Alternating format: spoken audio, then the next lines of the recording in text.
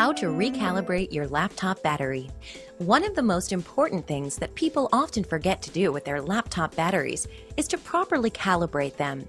There are several reasons why you would calibrate or periodically recalibrate your laptop battery.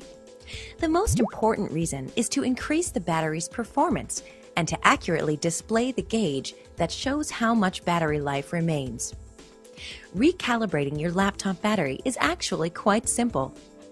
All you need to do is plug in your AC power to your laptop and charge your battery until it is completely full. Then disconnect the AC power and discharge or use up all the power in your battery until it is completely empty. Finally, reconnect the AC power and charge your battery back to its full capacity. If you are not going to be using your laptop while draining your battery, be sure to disable automatic sleep or hibernate functions on your laptop, as seen here for the Windows 7 operating system.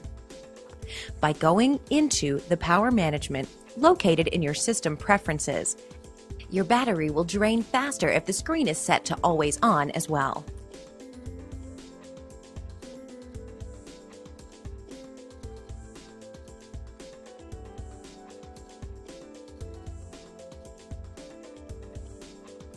For an even faster discharge of your battery, you can play a DVD.